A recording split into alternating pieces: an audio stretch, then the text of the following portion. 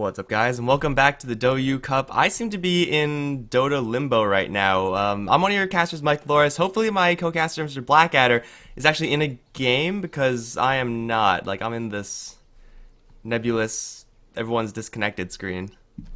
I'm in the game. I've got the hero pick screen up. You've just gone and got the incredibly rare bug that I actually reported 2.5 years ago. Well played. Well played. Reconnecting, you should be fine. I'm scared of pressing this disconnect button. I think I have to restart the entire client. Alt F for the client, reconnect in. On that note, ladies and gentlemen, welcome to Radio Dota. Mike, this is vengeance for bashing my music. Starts early, man. It starts early. For Dream Gaming, they did have the first pick. They chose to ban out the Clockwork and the Undying. Newbee, however, they banned out the Leshrac and the Tusk. First pick was the Shadow Fiend in favor of Dream Gaming. For the second and third pick for Newbee, they got the Queen of Pain and the Bounty Hunter. So we're starting off things magic-centric and gank-heavy, at least for Newbee. So all well and good here to start off the day. Now we just need to get a Mikelorus in here. Oh, I'm reconnecting. I don't think those picks should be of any surprise to anyone. Maybe hard for them to evaluate without actually seeing the pictures, because that is most of the draft. But yeah, right now we are in the bracket stage of the tournament, and we already had the 1 position versus 8 and 2 versus 7. So these games should be a little bit better, and I do think the upcoming games in this one and VG Potential versus Braveheart should be a lot closer than the previous ones that we had today. So hopefully it is going to be pretty even, because we have had some one-sided games, and hey, look at that, we have a Shaker as a pick. Oh, that means you're in the draft. Excellent. So it seems like we've seen this game recently, Mike, and I want to say it was about 3 days ago. I want to say it was about every day since then as well. We've seen a lot of these teams go up against each other. I believe it was when I was last casting with you that I saw them. But nonetheless, let's see what they can deliver in this game. Gyrocopter just banned out by Dream Gaming. Again, I don't think anyone's really surprised by that. Gyro lately has been quite a powerhouse. I'm actually really surprised that there's such a difference between these teams and the rest of the world as far as their view on the Winter Wyvern. Like, so rarely is she picked up with high priority in these type of games, but that's just not the case in other regions. 10 seconds remaining. Well, I'm honestly unsure why. England has its own like niche picks. UK had OD, no Winter Wyvern here. In the US, only supports Sven. You get my point. Every region has its own shade of grey, for lack of better terminology. Well, Rubik, going to be the support pick of Newbee. We've been seeing these teams pick Rubik up with very high frequency, and usually in the second or third spot. It's a point-click disable, and you are up against that Earthshaker already, so stealing the Fissure, that's just aces. And Rubik helping out a Queen of Pain to perhaps gank a Shadow Fiend, that is potentially very deadly and can just win Newbee that lane. I'd say that's incredibly deadly, and I'm very surprised that we saw Dream Gaming opt to ban an Ember Spirit instead of the Rubik, considering how effective Rubik has been in this tournament, especially against the Earthshaker. Then again, there's still something about the scene that this tournament is hosted in that seemed to like the Ember, whereas the rest of the world are tending to go, Ember's not so good this patch. Yeah, I mean, these teams have had mixed success with the Ember Spirit. Sometimes he just balls out of control, sometimes he doesn't do anything. But I think up against, if you're Dream right now, you only have Earthshaker as guaranteed disable. Shadow Fiend versus Ember Spirit, good in lane, but in the mid stages when everyone's kind of wandering around, Ember Spirit is just straight up better than Shadow Fiend as far as, 1v1s are concerned. So, and especially if they plan to pick up a Dazzle, like Ember Spirit would be really troublesome then because they have a lack of CC. So I think in this particular game, even if this was, any other region, then this Ember Spirit would have been, a little bit more well received. But we had a Jakiro from Newbee, and that's not what I was expecting. Usually it's a pushing support hero, but it doesn't seem like their team is really going to go heavy onto that push train. Well, I wouldn't say Jakiro is a light on the push. I mean, Liquid Fire on towers, come on, man. Well, I mean, he's the only one. Team back. We'll see what they pick up in that final one. They could go for something push-heavy in terms of the carry, maybe split-push style. But we get the Phoenix for Dream Gaming, and now with the final bans, Bloodseeker banned out by Newbee, and a good Dream. So no surprises all around. Yeah, the DK is especially safe pick. Again, Jakiro, he does do pretty well in, being that engine for pushing if he gets a little bit of extra experience, something we don't often see, but he's usually really good as a supplemental pusher. You have him and Dragon Knight or him and a Pug Knight or something like that, then the towers fall really quickly, and you can get pretty far ahead off of that. Ideally, to get far ahead on your bounty hunters, that you could get those track kills in for the gold, and then you'll be fine there. But Rubik, Jakiro seems like those supports, and Clinks. Okay, so it is going to be a little bit more of a awkward push lineup for Newbee Young, but they can still push towers really quick. Yes, they can. If they're left alone for any small amount of time, a tower will fall with the combination of liquid fire and zero arrows. It's not something you even want to be on the receiving end as a hero, considering. But now, for Dream, we're looking really for their final core. And to go up against this lot, I honestly wouldn't be averse to a Slardar, considering the low health and squishiness of some of these heroes, especially the low armor ones, but I highly doubt we'll see a Slardar. Well, they have a Dazzle Shadow Fiend already, and they're up against two Invis. True, they've got plenty of negative armor. It could work, actually. It's still, Slardar core is very rare these days, but it might just be the answer here. Yeah, rarity be damned. I think Slardar, I mean you're up against a Jakiro, right? And that's just like really hard to deal with as a Slardar, since you need your attack speed in the later stages of the game. And yeah, good against Clinks, good against Bounty Hunter. Okay, well, not quite the fish that we were thinking of yet. It is a hero that is going to be forced to fight early up against these pushing or pseudo-pushing type drafts. Then the earlier you can fight, the better off you'll be. Well, we're going to be looking for plenty of dust, plenty of wards, and it's going to be quite an investment from Dream. Still, nonetheless, as we load into this game, based on these drafts, Mike, let's get the first formality out of the way. Who are you putting your money on? If I had... Okay, I will put my rares... I don't know, like... I don't know if Dream Gaming... I think Dream Gaming have a slightly better draft, but Newbee Young's draft has like so many X factors and how they'll be able to push, how this Bounty Hunter is going to go, and that's always going to be an X factor. But I think overall, my rares just off of these drafts would be on the Dire.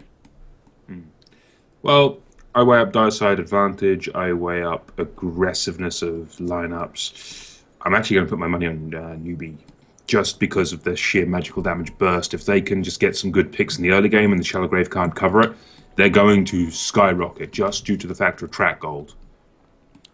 Ooh, and it's going to be a, roaming Bounty Hunter, and that's, I don't think, too surprising in the grand scheme of Dota nowadays, but Jakiro's sitting on this top lane by himself, got double rings, not sure where he's putting them, but he is ready for this lane. It is also worth noting that even though Slark, not necessarily a Slardar, he does kind of protect himself against invisible heroes because he will see if he's spotted. I don't know how relevant that's going to be, but it may save his ass a couple of times. I think it will be a factor in this game. But hopefully, touch wood, this perfect world lag will go away relatively quick. I've already started to feel a little bit of it, and it seems the players may have as well. But, I'm fine on my end, though, so it could be worse. But we shall see. We shall see. Hopefully it'll be fine. While we're sitting here, though, we should take a look at who's going to be playing what for both sides. For Newbee Young, they're going to be putting Yui on the Jakiro. We got Melody Lovers already kind of on the roam as the Bounty Hunter, Orb of Venom first. Got Mur on the Rubik, got Piao on the Clinks, and SC is going to be playing the mid lane Queen of Pain. And of course, on the flip side of that coin, down on the bottom lane, we've got Ad playing the Phoenix for Dream Gaming. Then up in the Dire Jungle, we've got Jixing on the Shadow Fiend, which I believe we've seen him play twice a couple of days ago. We've got Icy on the Earthshaker. Then bringing up the rear, we've got NJ on the Slark, and we've got AO on that Dazzle.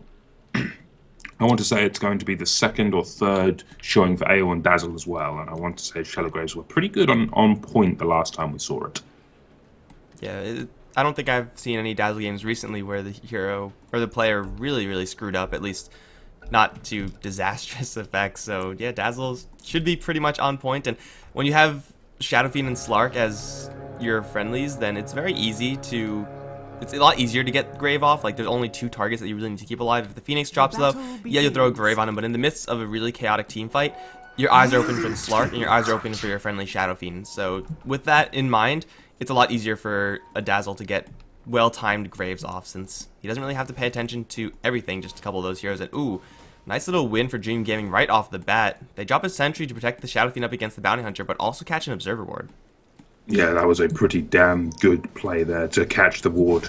This sentry, as you say, will protect him from the invis heroes, and it's just going to mean for the next 3 minutes there's going to be pretty much 0 rotations to the mid lane from the Bounty Hunter. Instead, he's probably going to have to rotate on a different lane. Maybe the top lane, depending how this Jakiro does. Maybe the bottom lane if the Phoenix overextends. But ganking a Phoenix is hard enough as is, and well, it seems Jakiro is in a very bad way himself. He does have Melody here on the Bounty Hunter, and they might try to bring down the Dazzle. They've got the heal on the Dazzle instead, and well, actually they focus on Slark, but everyone seems to be fine for now. Sentries are being dropped for Melody, but Melody should be far enough away. There are no more sentries available in AO's pocket. Oh, there was one on Icy. Oh, this is unpleasant. He's Welcome going to the Thunderdome.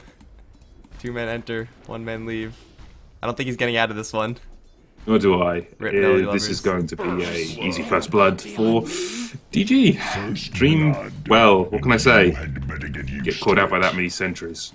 And I'm getting perfect world lag. They dropped 3 sentries total, and it's not even 2 minutes yet. It's quite a I guess hefty it is investment of the gold. measure that you kind of want to take up against a bounty hunter, right? Like, gotta make sure you bring that guy down, gotta make sure you delay level 6. It costed them a lot of time because they split their focus fire between the Jakiro and the bounty hunter. The Slark was hitting the bounty and everyone else was hitting the Jakiro, so maybe they could have just gotten away with 1 sentry dropped additionally, but just the way that they focused their fire, not exactly favoring them. SC is going to get raised in the mid lane after the fissure, and that's a very clean kill. Queen of Pain just didn't see that one coming. She would have, should that Observer Ward have stayed up, and she would still be alive right now, but instead Dream Gaming off to a really nice 2-0 lead. Radiant's middle tower is under And attack. one thing I will say about that first blood, the 4 sentries that were bought was just outweighed by the first blood, so they only really walked away with experience there, nothing really extra, considering the investment of the sentries. Well, the sentries also, like, effectively keep this bounty hunter out of this lane, right? Like, he knows that Yes, they there's do. detection frickin' everywhere. Maybe there's a spot in the middle that'll get him 2 sentry wards and an observer if he just drops the sentry ward in the correct position, but what could you do on this top lane when you're a bounty hunter and you're completely spotted? Not much. Similarly for mid lane, you are just going to be spotted the entire time, so you got to go towards the bot lane. But bot lane is doing very, very well right now. Clinks versus Phoenix already is a good lane for the Clinks. With a little bit of help from the Rubik, it gets even better. Jishing over in mids, taking a beating right now. He'll get a fissure to help out, but he will survive. Well, SCC, if he can continue some kind of aggression on that Shadow Fiend without Icy being there, he's going to be able to regain control of this lane, and that's something he does need to do, considering 1 kill towards Jixing as well as a CS advantage right now. Jixing actually forced back to base, which is going to buy him quite a bit of the time, but it does mean Earthshaker is getting levels. And if there's one thing Earthshaker likes, other than a Blink Dagger, levels. Yeah, I would choose Blink Dagger first, but I don't think he's going to find a Blink Dagger on the floor anytime soon, unfortunately for him. Up towards top, though, we got now a lane where Jakiro is, well, actually working with a little bit less vision on him. That's nice, of course, but he's going up against a Slark and a Dazzle as a dual lane. Shaker, whether he's here or not, really determines this lane, I think, because Jakiro is a really good hero at just holding down a lane. He just spams Liquid Fire, and yeah, it's only level 1 right now, but as he's also by himself for the most part, that'll very quickly get to level 3. Then things get really bad for this Slark Dazzle combo. Like, they'll eventually run out of mana for this Dazzle to spam out those waves, and by that time, NJ hopefully will have level 6, but I don't know if that's really going to work out well for him as far as the timing is concerned. Well, we're going to have to see. Top lane are actually getting some Liquid Fire harassment thrown into the Slark here, and they might be able to catch out an Earthshaker, or at least break his clarity. Melody is stalking him, and there are no sentries around for once.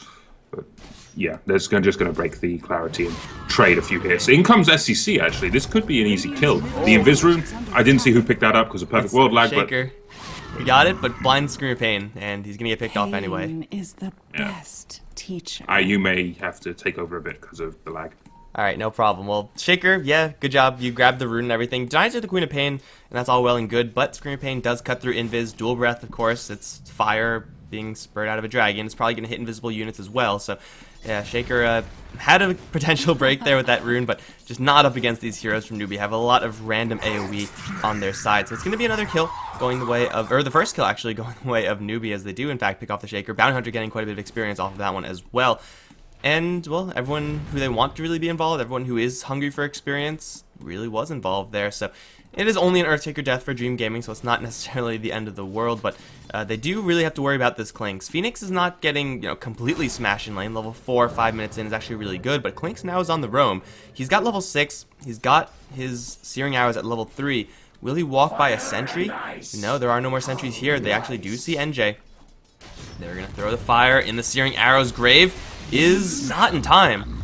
I was just praising Dazzles, and, well, gets the heal off, but that amount of damage is so high coming out from a Clinks, and it's surprising as well. You don't expect a Clinks to be roaming 5 minutes in the game. No, you don't, and now I've loaded back in.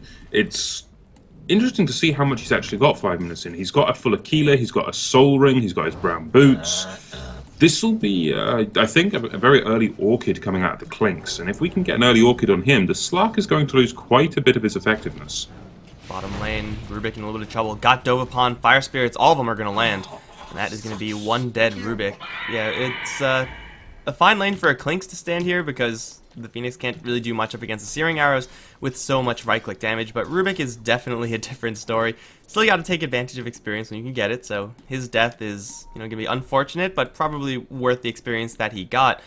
I'm interested to see if Piao is going to keep up with this aggression, because he got one gank already. He knows that he has a bounty hunter on his side. He knows that Dream Gaming have already purchased a lot of sentries. If he can worm his way in between those sentries, then a ganking Clinks very early on is, well, going to be nice for the Clinks, going to be nice for all the lanes he ganks to, but also is going to free up this lane for Rubik to grab his level 6. And it seems like Piao really does want to keep up this aggression. However, in mid, there is a Sentry Observer combo, so he has to skirt that one.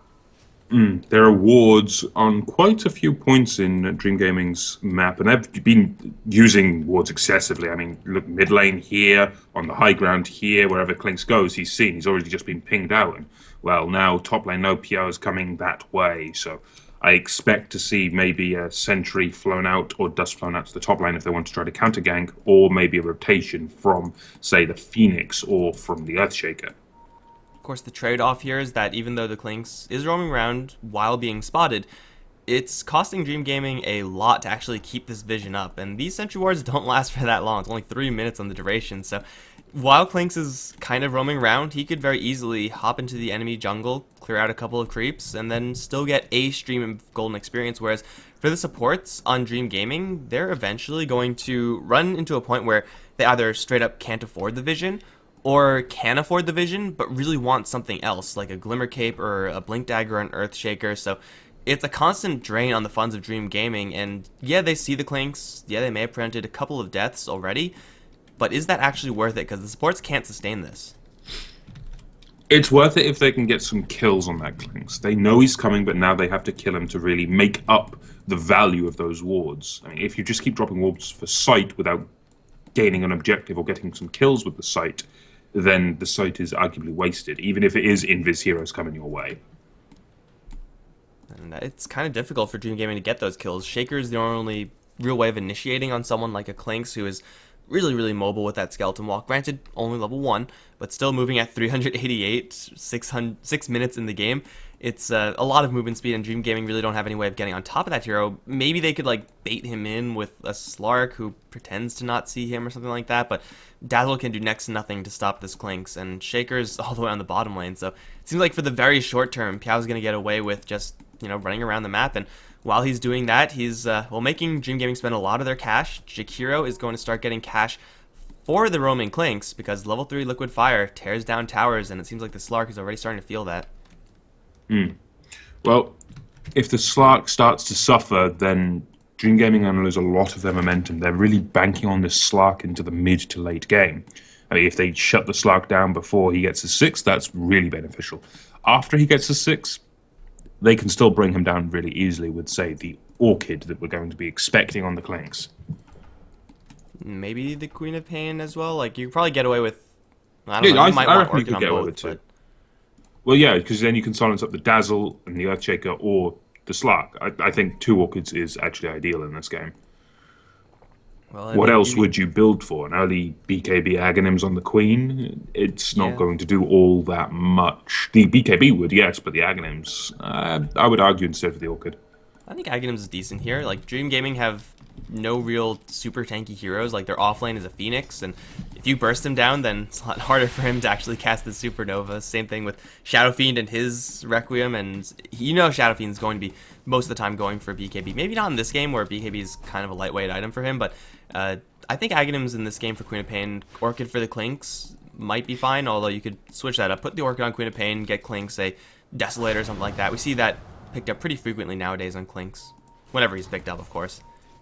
Well, an early Desolator, well, the Desolator Blink Dagger that I think it was Cloud9 that actually popularized to begin with. That style is very effective, and I would like to see that. Speaking of Phoenix, he manages to bring down the Rubik, then again in rotates SCC, maybe looking for the counter kill, and gets it with that Sonic Wave.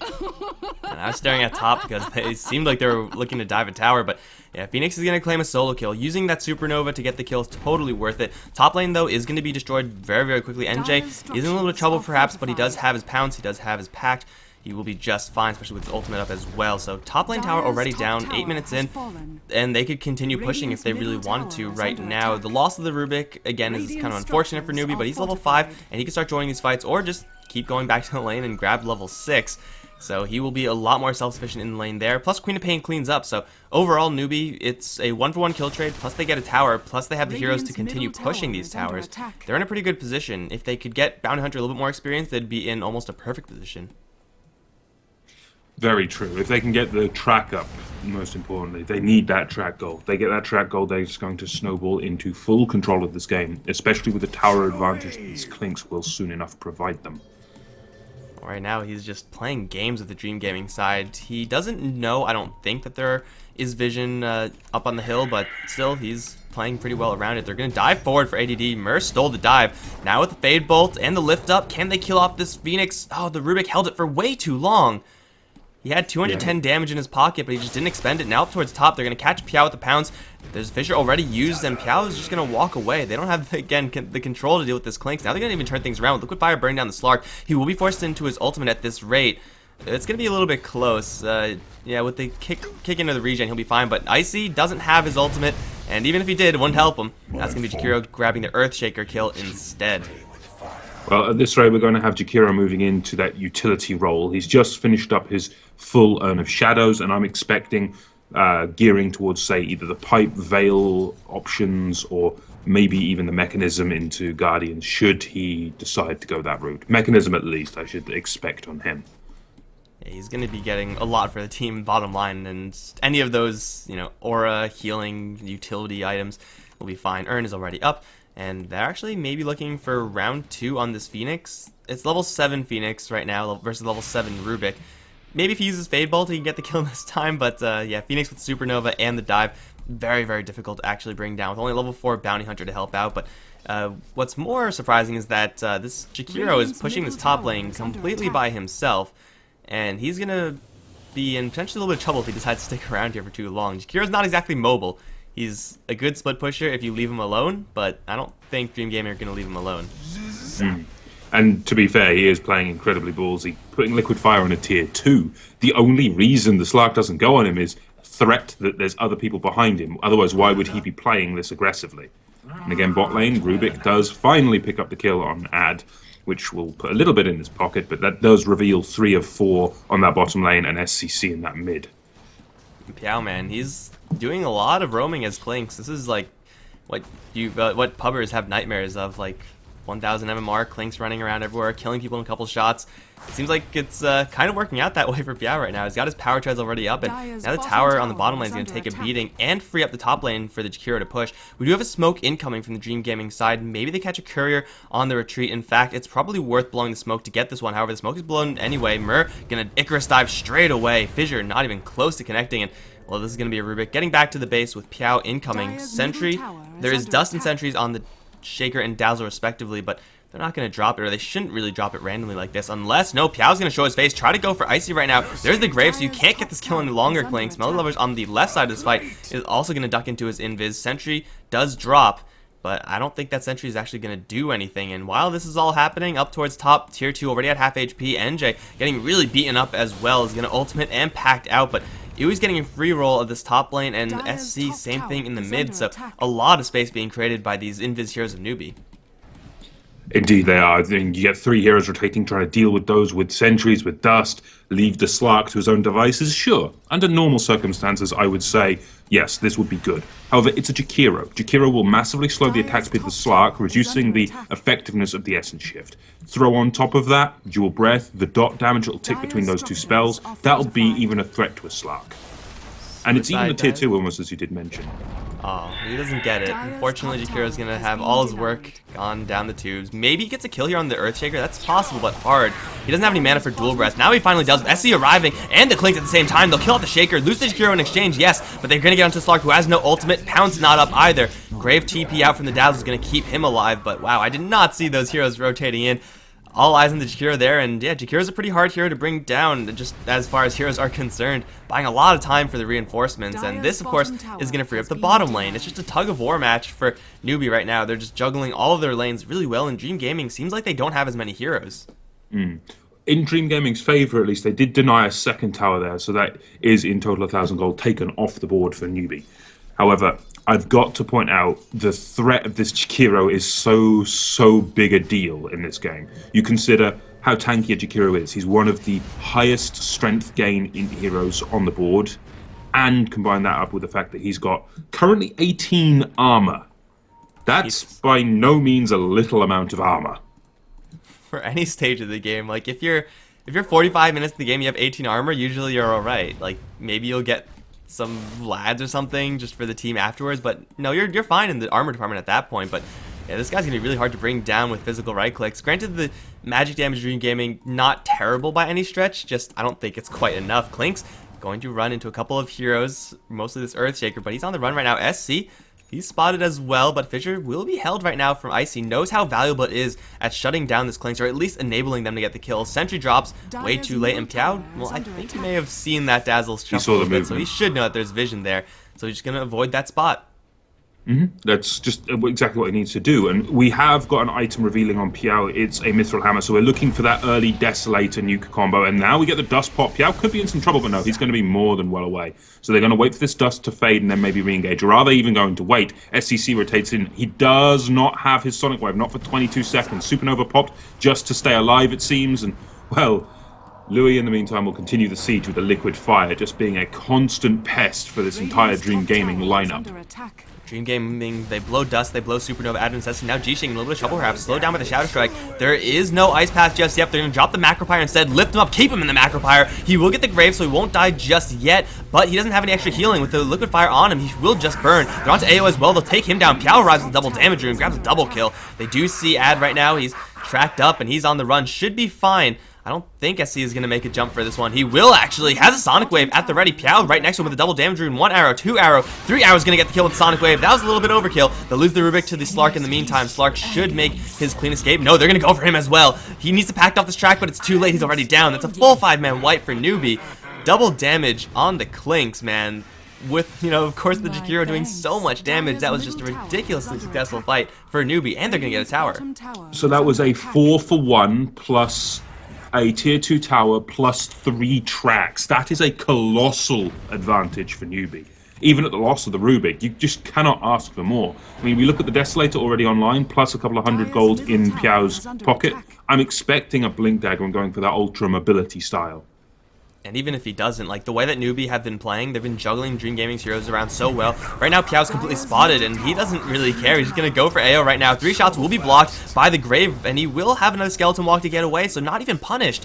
Again, there is no way for this Dream Gaming side to actually punish a Clinks with his mobility outside of a Fissure, and that's all that Fissure did, save the Dazzle. So with the ability for Newbee to force Dream Gaming pretty much into lanes at will, this Clinks, as far as a split pusher is concerned, is getting so much more dangerous. And not only that, gotta remember that Clinks and Jakiro, they're both good at killing towers. They're also really good at killing Roshan.